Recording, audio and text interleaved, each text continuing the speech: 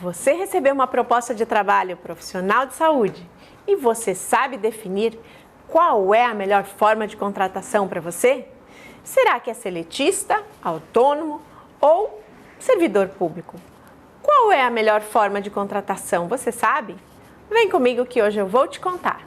Sou Maria Cláudia, sou médica e tenho 23 anos de formada e vou estar falando sobre este tema hoje, alguns temas sobre o jurídico. Antes de mais nada, deixe o seu like neste vídeo e se inscreva no nosso canal Valor na Saúde. Vamos te falar, o primeiro deles é seletista, regido pela Consolidação das Leis do Trabalho, que então significa CLT, Consolidação das Leis do Trabalho. Um outro regime é ser terceirizado. É quando o médico constitui uma pessoa jurídica para a realização do trabalho, ok? Servidores públicos. É quando nós prestamos concurso, passamos no concurso e passamos a ser servidores públicos contratados. Autônomo. Autônomo é quando a pessoa tem, quando ela sozinha vai prestar serviço por um determinado tempo em uma determinada tarefa. Bom, qual é a diferença entre emprego e trabalho? Bom, o trabalho designa um conjunto de relações no qual estão incluídas as do autônomo. Então, assim, quando você está nas outras formas, você fala que você é emprego. Quando você é autônomo, você então está dizendo que você está num trabalho, ok? O emprego faz referência sempre à relação entre patrão e empregado e vão ser regidos pela CLT. No emprego, o que está presente que caracteriza um emprego? A habitualidade da prestação, existir uma onerosidade, a pessoalidade e a subordinação. Mas o que é cada uma destas coisas? Eu vou te explicar. A habitualidade é quando o seu trabalho tem uma frequência, ou você vai lá todos os dias, ou uma vez por semana, ou a cada 15 dias. E o que é onerosidade? Bom, você está vendendo sua força de trabalho, então existe um preço a ser pago, ok? Pessoalidade. A relação do empregado de emprego se dá entre o empregado e o empregador. Não permite a subcontratação. Por que não permite isso? Porque é você que foi contratado, não foi outra pessoa. Subordinação. É a submissão do empregado ao poder da direção do empregador. Ou seja, você tem uma chefia direta a qual você responde. Então, se o médico trabalha numa clínica e se ele não for o dono nem o sócio, necessariamente ele vai ser empregado, independente da forma jurídica dada a ele, tal como previsto no artigo 9º da CLT. Bom, os empregados, eles podem ser contratados diretamente pela empresa, para a qual eles vão prestar esse serviço, mas eles também podem ser terceirizados, como são os casos das organizações sociais, as OSs. Então, o médico ele vai ser contratado por aquele que nós chamamos de tomador do serviço. Então, a organização social é uma tomadora do serviço e você, então, vai ser terceirizado pelo tomador. A responsabilidade do pagamento das verbas trabalhistas é do empregador. Então, neste caso da OS, quem é? É a administração pública. Bom, esse vínculo, né? Como que é esse vínculo no servidor público? Aí, então, já muda. Se você é um concursado, você foi lá, prestou concurso e você passou. O vínculo público, ele tem um estatuto próprio que vai depender se você fez um concurso público estadual, municipal, para uma autarquia, até mesmo União Federal. Então, aí você, servidor médico, vai passar a ser regido por este estatuto. Neste estatuto vão estar previstos todos os seus direitos. Por exemplo, abonos, licença-prêmio, adicionais, vários itens que vão estar neste estatuto. Então, cada um vai ser regido pelo seu estatuto próprio. O servidor público, ele possui estabilidade, diferente dos demais formas de contratação. ele só será demitido por uma sentença judicial ou um processo administrativo que apurou uma falta grave. Bom, para a Constituição Federal, os médicos são uma das poucas profissões que tem liberação para ter mais de um vínculo, e isso se limita a 60 horas semanais. Bom, as 60 horas semanais você pode dividir em jornadas ou iguais, 2 de 30 horas, ou jornadas de 40 e 20 horas em locais diferentes. Então, você nunca pode passar de 60 horas semanais, porque isso vai estar infringindo as normas, ok? Os autônomos são trabalhadores pela legislação trabalhista, mas eles não possuem nenhuma subordinação, então eles não têm chefia. Sem habitualidade, então eles também não têm que ter regras se eles têm que ir todos os dias ou toda semana. Então, quando ele é autônomo, o horário é feito por ele e ele não é subordinado a ninguém. Geralmente, são contratos para serviços bem específicos e ele recebe por este serviço prestado e não pelo tempo de trabalho. Bom, vamos falar de um outro tema agora, bastante importante para todos: férias. Quando é que eu tenho direito a férias? Bom, eu tenho direito a férias quando eu tenho férias remuneradas, né? Após 12 meses do meu contrato de trabalho. Se eu tiver 5 faltas no período de 12 meses, ainda assim eu tenho um direito a 30 dias de férias. Então, até 5 faltas, eu ainda tenho direito aos 30 dias. Se eu tiver entre 6 e 14 faltas, nos 12 meses, eu tenho direito a 24 dias de férias. Se eu tiver entre 15 e 23 faltas, eu tenho direito a 18 dias de férias. E entre 24 e 32 faltas no período de 12 meses, eu tenho direito somente a 12 dias. Bom, vale lembrar que as faltas que são consideradas aqui, algumas delas não são consideradas para o cálculo dos dias de férias. Por exemplo, licença maternidade, licença paternidade, auxílio-doença, faltas justificadas, essas não vão entrar neste cálculo para diminuir os dias das suas férias. Bom, as férias, de preferência, elas devem ser gozadas num único período. Por quê? É necessário que seja assim, mas facultando a lei, casos excepcionais, elas podem ser fracionadas em 2 períodos, sendo que pelo menos um deles não pode ter menos que 10 dias. Uma outra coisa importante é que os maiores de 50 anos e os menores de 18 não podem fracionar as suas férias. Olha só, o aviso de férias também é importante você saber. Você tem um prazo para entregar. O mínimo são 10 dias de antecedência e não se esqueça que antes de você sair de férias, tem que estar anotado na sua carteira de trabalho o início das suas férias. O pagamento das férias também deve acontecer no máximo até 2 dias antes do início das férias, que é equivalente ao salário. Bom, vamos falar de outra coisa. Um outro tópico é a venda das férias, que é chamado de abono pecuniário. Você pode vender até 1/3 das suas férias. E se você não conseguir usufruir das suas férias após os 12 meses, você tem direito ao pagamento dobrado das férias. Um tema que muitos médicos questionam é o que é chamado de situação de risco.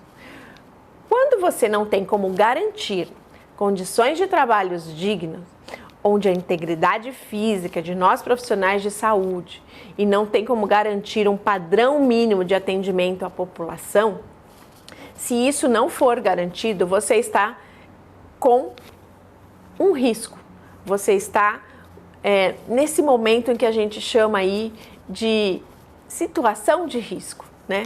Essa situação de risco, ela tem uma citação, por sinal, nos incisos 4 e 5, vou te mostrar aqui, do capítulo 2 do Código de Ética Médica, que diz o seguinte: é direito do médico recusar-se a exercer sua profissão em instituição pública ou privada, onde as condições de trabalho não sejam dignas ou que possam prejudicar a própria saúde ou a do paciente, bem como a dos demais profissionais.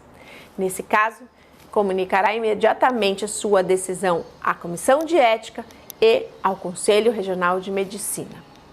E no inciso 5, é também direito do médico suspender suas atividades, individualmente ou coletivamente, quando a instituição pública ou privada para a qual trabalhe não oferecer condições adequadas para o exercício profissional ou não o remunerar digna e justamente, ressalvas às situações de urgência e emergência. Bom, não podemos deixar de atender, né? Devendo comunicar imediatamente sua decisão ao Conselho Regional de Medicina e essas situações de exposição de risco iminente, o médico deve comunicar à chefia imediata, porque a suspensão do atendimento deve ser feita por escrito, solicitando que ele receba um protocolo. Para quê? Para garantir a segurança, é importante também que seja feito um boletim de ocorrência, informando a autoridade policial o que está ocorrendo. Em caso de suspensão do atendimento, isso não se configura abandono do atendimento. Isso é uma coisa bastante importante, tendo em vista que, primeiro, o próprio atendimento já tinha sido prejudicado pela ausência de condições dignas de trabalho, garantidas pelo Código de Ética Médica e, em segundo lugar, porque se trata de uma suspensão com o devido respaldo normativo. Então, isso está aqui escrito lá no nosso Código de Ética Médica. É importante você saber quais são os seus direitos. Uma outra coisa que nós vamos falar aqui é licença maternidade. Quantos são os dias de licença maternidade? Bom, o prazo são 120 dias após a data de afastamento, que deve ser requerida antes do parto. E tem uma outra coisa que é diferente, a estabilidade da gestante. Então, qual é a diferença? A estabilidade da gestante vai assegurar que ela não seja demitida, dispensada, por um prazo de 5 meses após o parto. A licença maternidade, ela pode ser requerida apresentando um atestado médico até 28 dias antes do parto. Então, ela pode antecipar a sua licença maternidade. E temos também aqueles períodos de repouso, né? Que pode ser antes ou depois do parto e eles podem ser estendidos em até 2 semanas. Para iniciar antes do 28º dia que antecede o parto, quanto que para que se prorrogue após o seu término, mediante uma apresentação sempre de atestado médico. E licença paternidade, só as mamães ficam em casa? Não. Bom, os servidores públicos, então se você está já trabalhando num hospital como servidor público concursado, o prazo para paternidade é de 20 dias. Nas instituições privadas, só serão 20 dias as empresas que estiverem inscritas no programa Empresa Cidadã. Neste programa Empresa Cidadã, as empresas também aumentam a licença maternidade para 6 meses e elas têm alguns benefícios em questão de desconto de impostos.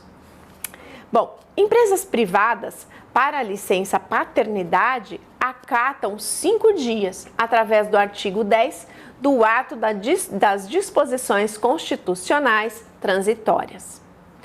Bom, e se você receber um aviso prévio? O que é um aviso prévio? Aviso prévio é uma comunicação feita por uma das partes com a intenção de terminar a relação de emprego. Tanto no pedido de demissão ou na dispensa, o aviso prévio pode ser trabalhado ou substituído por uma indenização. Uma lei de 2011 define que o empregado que pede demissão não precisa prestar mais do que 30 dias de trabalho no aviso prévio ou indenizar mais de 30 dias ao empregador através de desconto nas verbas rescisórias. Então, uma questão muito importante. Eu devo cumprir os meus plantões pré-agendados se eu estou de aviso prévio? Sim.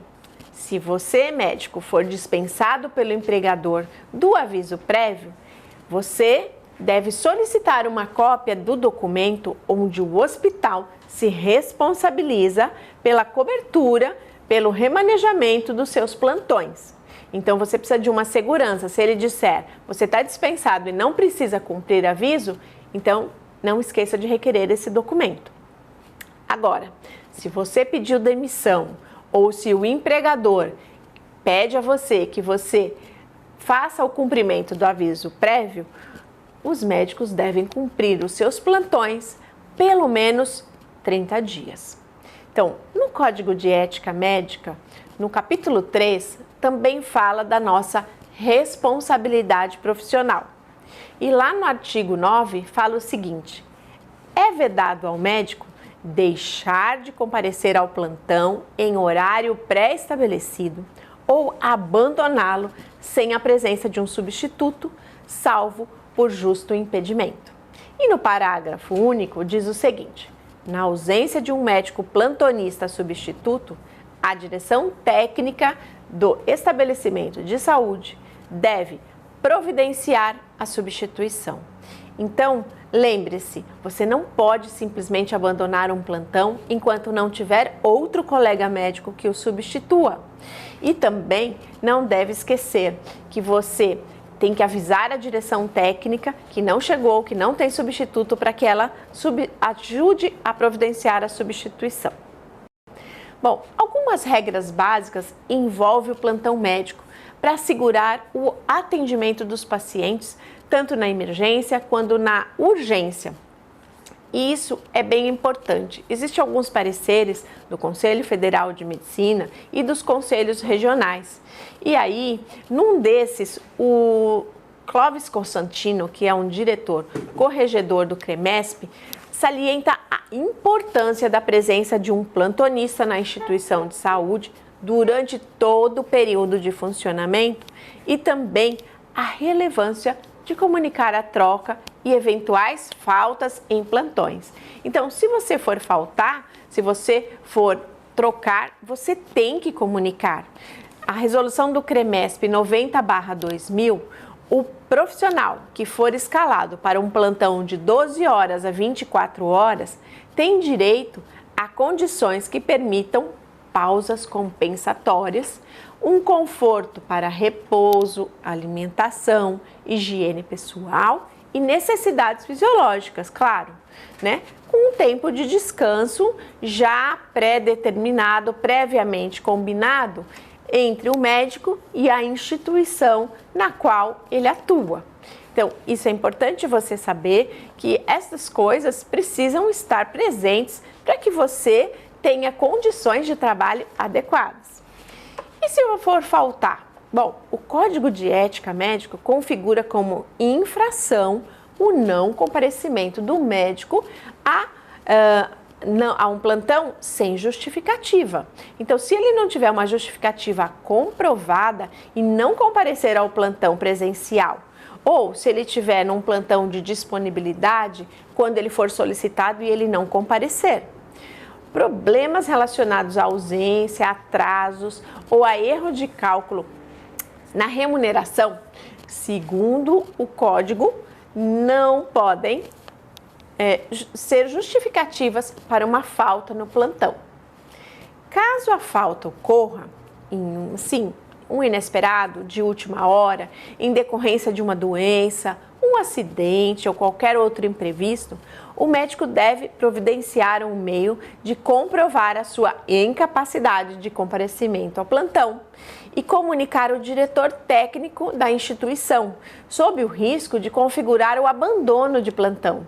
Então, caberá ao plantonista atual, que está lá, mesmo aumentando a sua jornada de trabalho, ficar no posto até que o diretor técnico encontre um outro profissional para cobrir a falta do próximo plantonista. Deixar o posto, mesmo que no final do período de trabalho, é caracterizado como abandono. Então, sair do plantão mais cedo é caracterização de abandono e também está lá no mesmo artigo, no artigo 9 do Código de Ética Médica.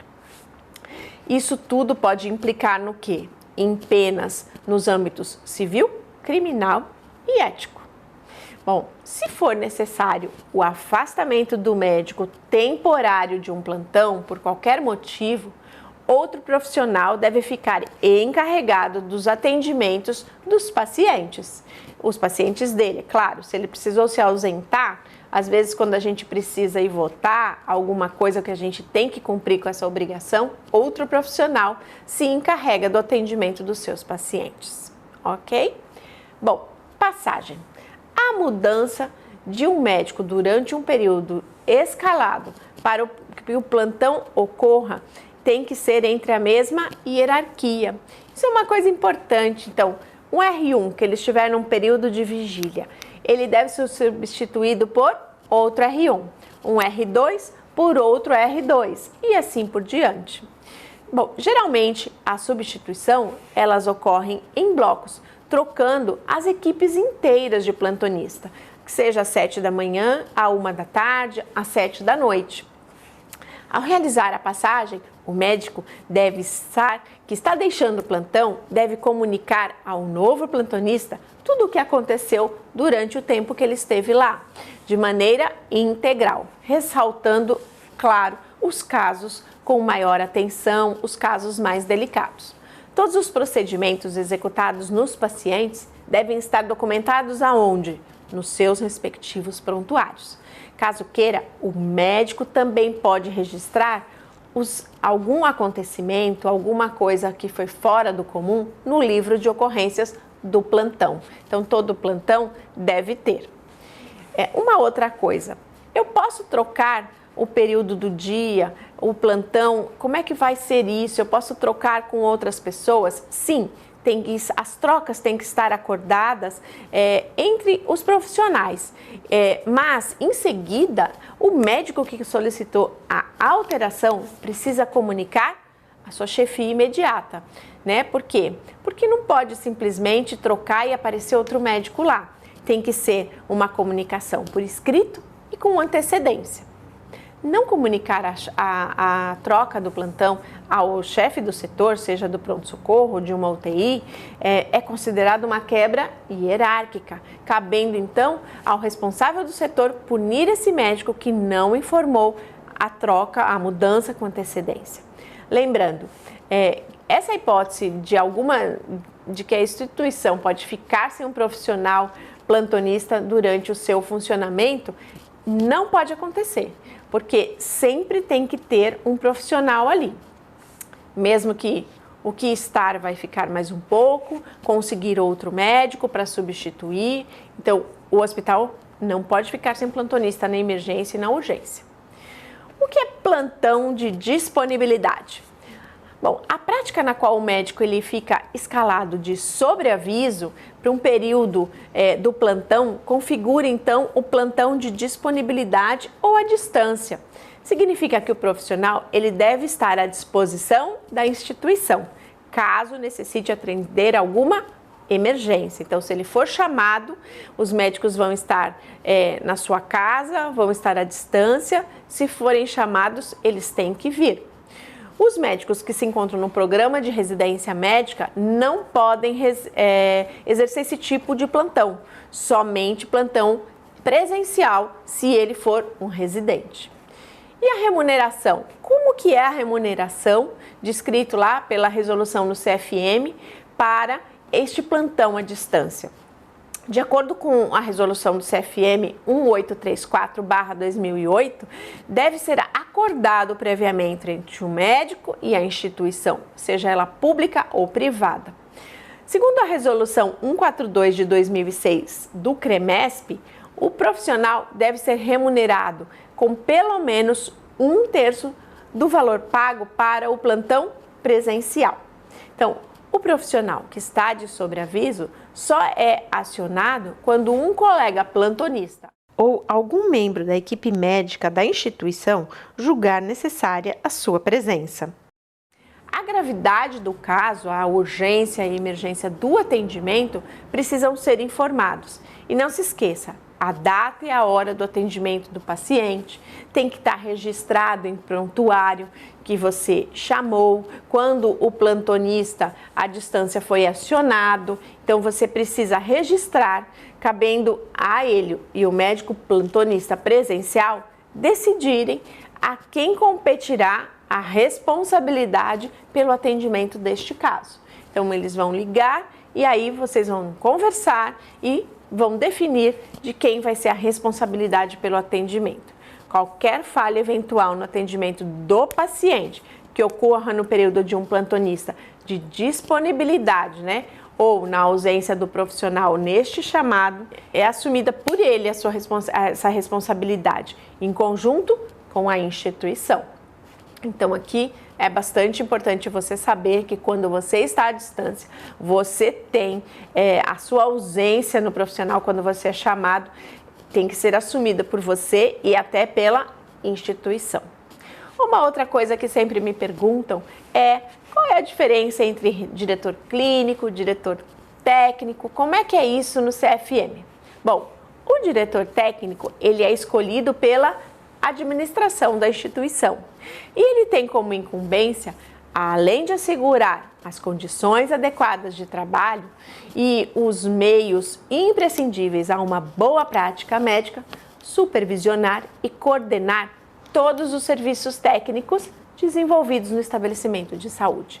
Além de apresentar o cumprimento, observar, e ser muito importante que ele cumpra as normas que estão em vigor, devendo ainda assegurar o funcionamento pleno e autônomo de uma das comissões mais importantes, a Comissão de Ética Médica da instituição.